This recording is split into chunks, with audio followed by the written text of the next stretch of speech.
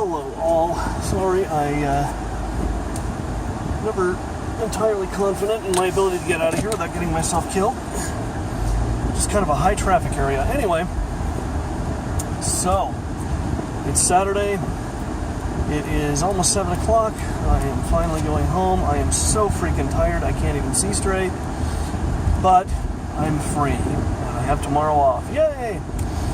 I don't know what I'm going to do tomorrow. Probably nothing all that productive. I don't know. I'll figure it out then. So, what do I want to talk about today? Well, the thing I've been kind of thinking about all day today is Babylon 5. The old TV show, Babylon 5. And one of the things about getting older is seeing things you really loved when you were younger sort of fade into obscurity. Like Babylon 5, when it was on, it was a fairly popular show. I mean, it got pretty decent ratings. And it's kind of not a show you hear a lot about anymore. It's just doesn't get a lot of lip service. Even, I couldn't believe, Watch Mojo did their top 10 space stations in movies and TV, and Babylon 5 didn't even get an honorable mention. So I don't know what's up with all the Babylon 5 hate on that channel, but it was a really kind of revolutionary show in that, for one thing, it was the first show, to my knowledge, to use almost exclusively CG, which is maybe one reason. I mean, it does kind of look a little dated now if you watch it now, but it's pretty advanced stuff, and it really, the same team that was working on Babylon 5 actually went later on to work on Deep Space Nine and on Voyager.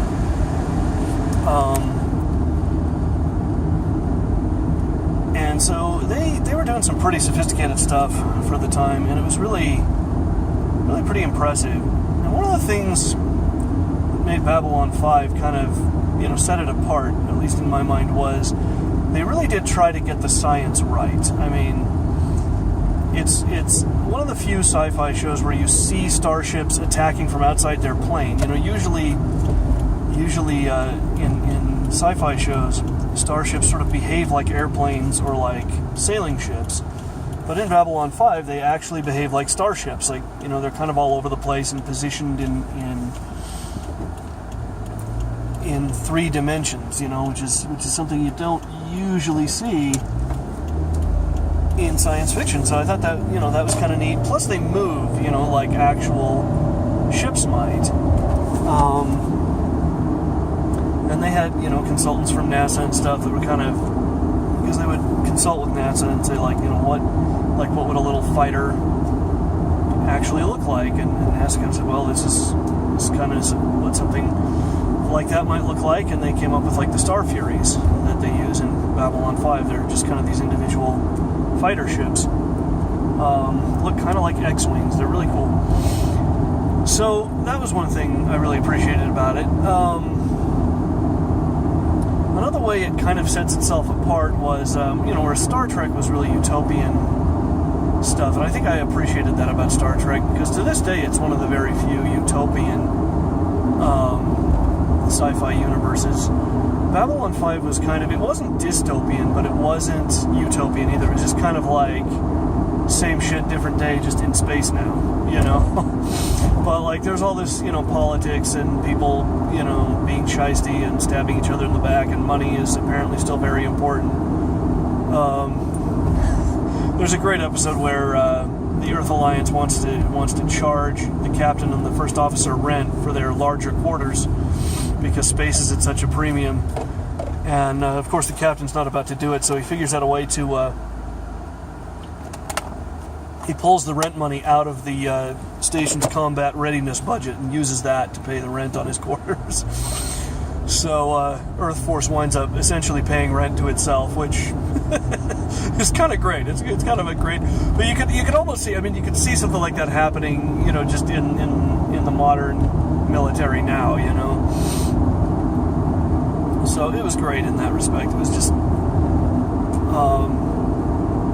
some of the battle scenes really were stepped up from what was... I mean, part of the problem with Star Trek The Next Generation was doing any kind of battle scene was just hugely expensive because they were using models and sometimes a little bit of CG, but it just made things really, really complicated and expensive. So to do like particularly a prolonged battle scene was just more expensive than they could really do. And so Babylon 5, I mean, it's still expensive, but they managed to really do battle scenes.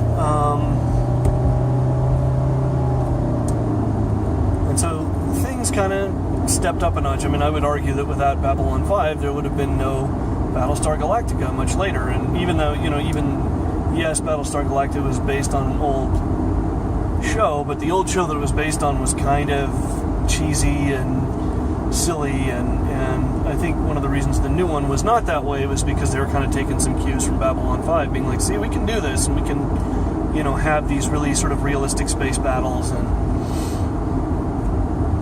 so, yeah, that was a thing. And not all of the effects and things held up well. I mean, there's a big, like in the captain's office, there's this big window that just kind of looks out into the station, and they used a painting for it, and even J. Michael Straczynski said later, he said, well, it looks like, a painting.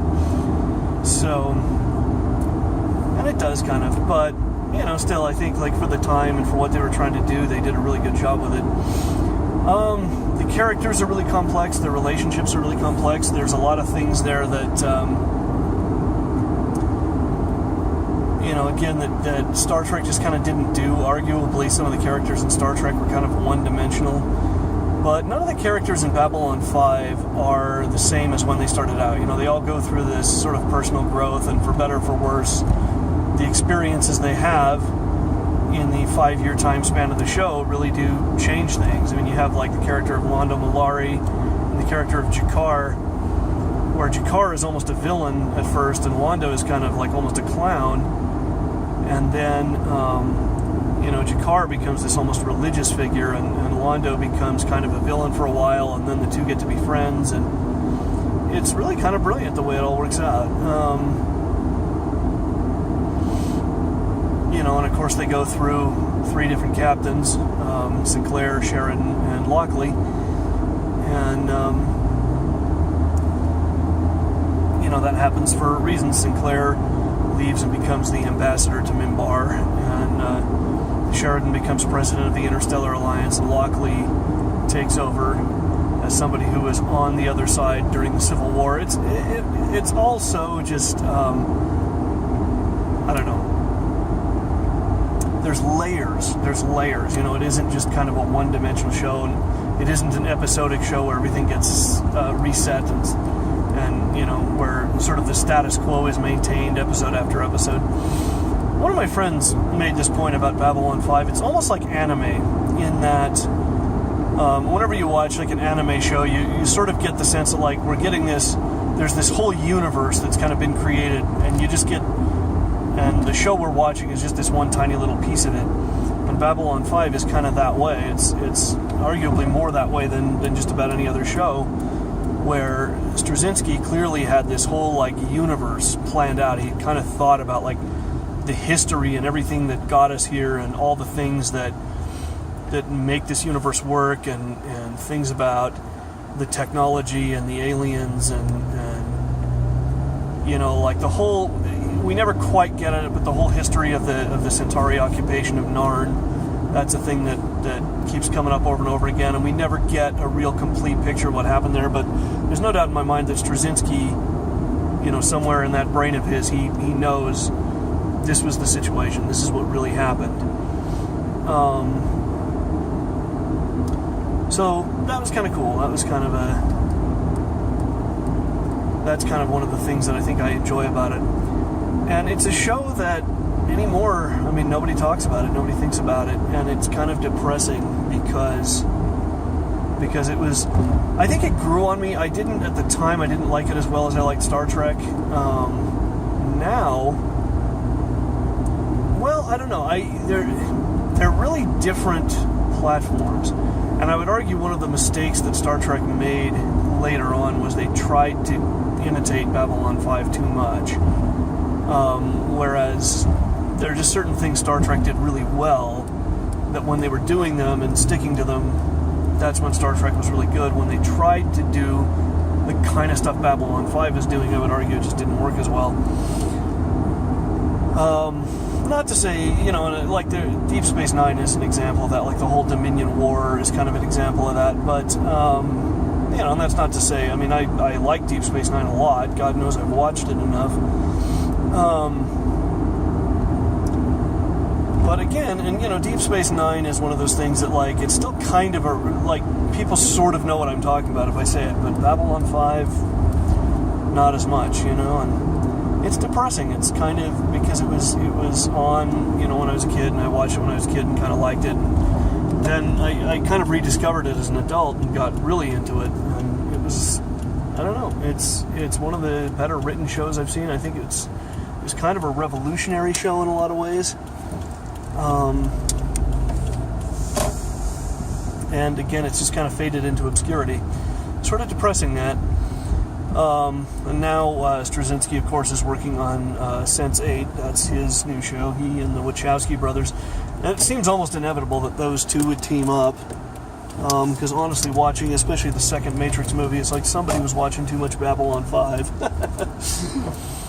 So I guess, they just thought, hey, let's make a show together, and Sense8 is what happened. And I've only seen, 3-4 episodes of Sense8 so far, but I really enjoy it. It's a really interesting and intriguing show, at least so far.